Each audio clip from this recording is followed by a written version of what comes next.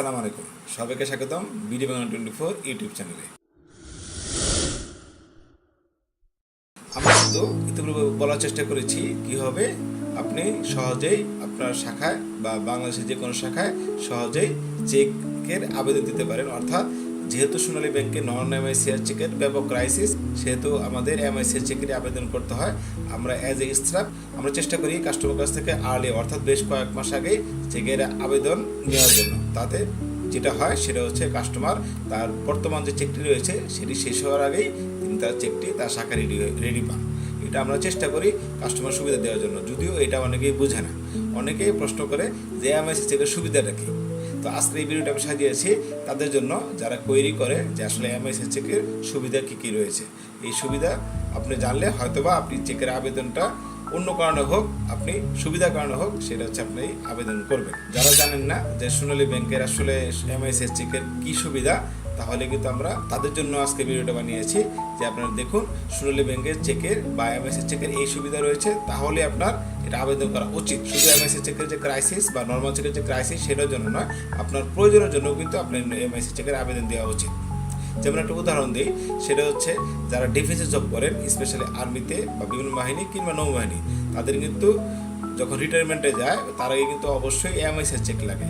আমার শাখায় অনেকে যখন আসে আর্মি বা ডিফেন্স লেভেলের লোক, স্পেশালি আর্মির যারা সদস্যরা আসে, আমি কিন্তু স্বপ্রণোদিত হয়ে তাদেরকে বলি যে আপনারা কিন্তু অবশ্যই এমআইসি চেকের আবেদন দিবেন, কারণ আপনারা যদি রিটায়ারমেন্টে যান তার আগে কিন্তু অবশ্যই আপনাদের এমআইসি চেকের প্রয়োজন অবশ্যই হবে, যেটা নর্মাল চেক দিয়ে নাও হতে পারে। একদিকে যেমন আমি মোটিভেট করার চেষ্টা করি বা আমরা মোটিভেট করার চেষ্টা করি, অন্যদিকে তারা নিজেরাই তার প্রয়োজনের স্বার্থে আসে। কিন্তু এমন হয় দেখা যায় হয়তো বা তিনি মাত্র 2 মাস পরে বা 1 মাস পর রিটায়ারমেন্টে যাবেন, তিনি অ্যাকাউন্ট খুলতে এসেছেন সোনালী ব্যাংকে, কারণ তার ট্রাস্ট ব্যাংকের অ্যাকাউন্টে আপনি এই কাজটা হচ্ছে না। সোনালী ব্যাংকে তার পেনশনে নিতে হবে কোনো কারণে হোক বা কাস্টমার প্রয়োজন হোক, সেক্ষেত্রে কিন্তু তারা অনেক ব্যথিত হয় এবং তার একটু মনোকষ্ট হয় যে আমরা 1 মাস আগে অ্যাকাউন্ট খুললাম বা 1.5 মাস আগে অ্যাকাউন্ট খুললাম, আমি চেকটা পাচ্ছি না।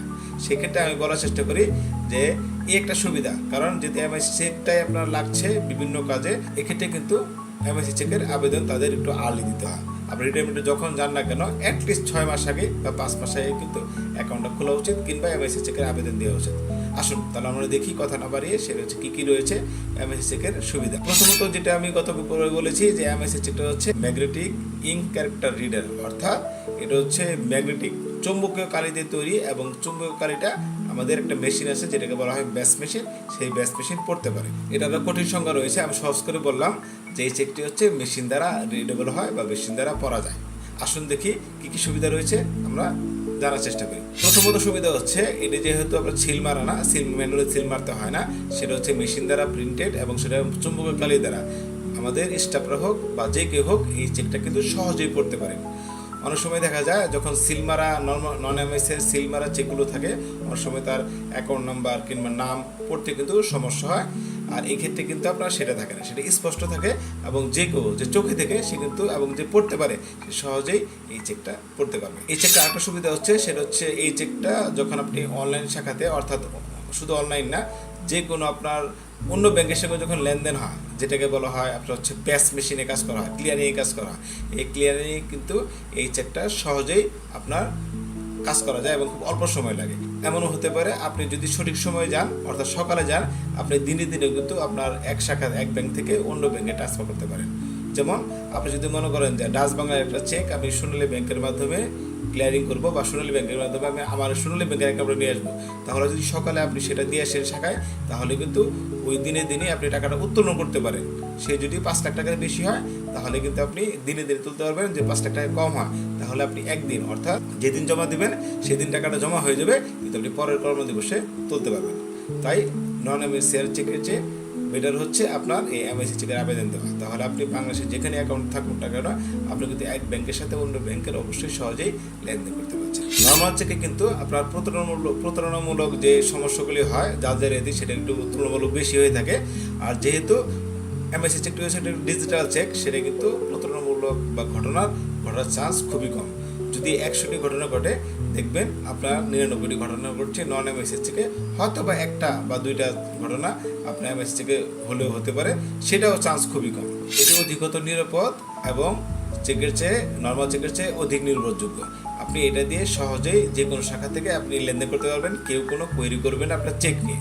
আর যদি এমন হয় যে আপনি নন এমআইএসের চেক নিয়ে গেছেন, তাহলে কিছু কিছু শাখা কোনো স্বাক্ষরের কারণে হোক বা অন্য কোনো কারণে হোক, সেটা এমন হয় তারা অ্যাভয়েড করতে পারে এবং পেমেন্ট নাও দিতে পারে।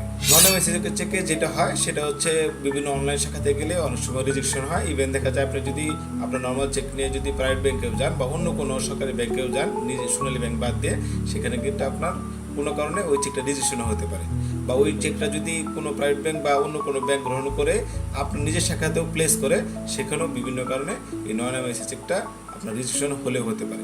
বিশেষ করে অনলাইন শাখাতে রেজিস্ট্রেশনের হারটা একটু বেশি, সেক্ষেত্রে আপনার এমআইএস চেকটাই বেশি নির্ভরযোগ্য।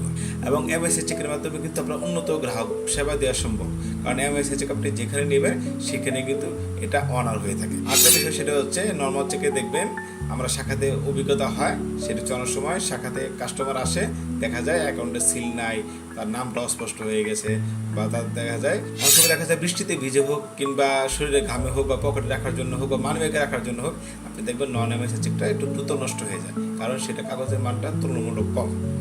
আর যদি নন এমআইএস চেক থাকে, সেটা হচ্ছে যদিও এই বৃষ্টিতে ভিজেও যায়, আপনি দেখবেন চেকটি সহজে নষ্ট হবে না, রোদে একটু শুকিয়ে দিলে আপনার সেই লেখাটা উঠে যাবে না। আর নন এমআইএস চেকের যখন সিল থাকে, সেটা পানিতে কিন্তু ভিজলে লেখাটার সঙ্গে সঙ্গে উঠে যায়।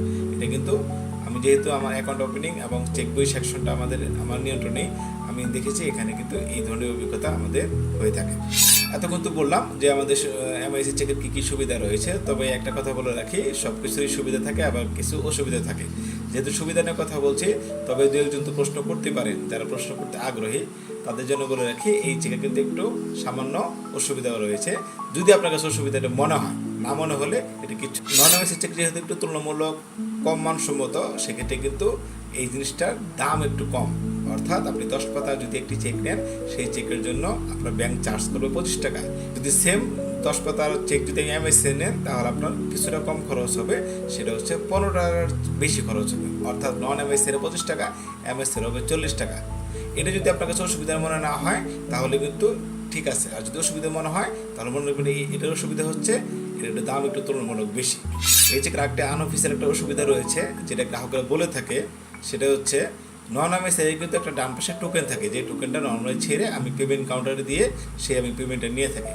এমআইএস থেকে কিন্তু কোনো বাড়তি টোকেন থাকে না, এটা মনে হতে পারে একটা অসুবিধা। যদিও তেমন কোনো অসুবিধা নেই, তারপরেও দুটি অসুবিধার কথা বললাম, যেটা প্র্যাকটিসগত কারণে হতে পারে। প্রথমত সেটা হচ্ছে আপনার 25 টাকার জায়গায় হঠাৎ করে 40 টাকা নিতে পারে 10 পাতা চেকের জন্য, এটা একটা অসুবিধা মনে হতে পারে। আরেকটা হচ্ছে সেটা হচ্ছে আপনার টোকেন নাই, এটা একটা অসুবিধা মনে হতে পারে।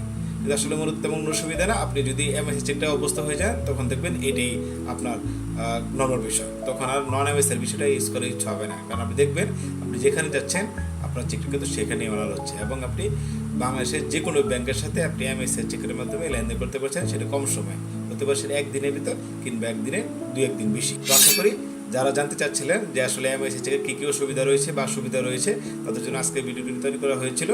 আশা করি আপনারা জানতে পারলেন যে আপনার এমআইএস চেকের কী কী সুবিধা রয়েছে, এবং এই সুবিধা জানার জন্য হলো, এই সুবিধা ভোগ করার জন্য হলো আপনার কিন্তু আপনার এমআইএস চেকের আবেদন দেওয়া উচিত, সেটা ব্যাংকের চেকের আপনার ক্রাইসিস থাকুক বা না থাকুক।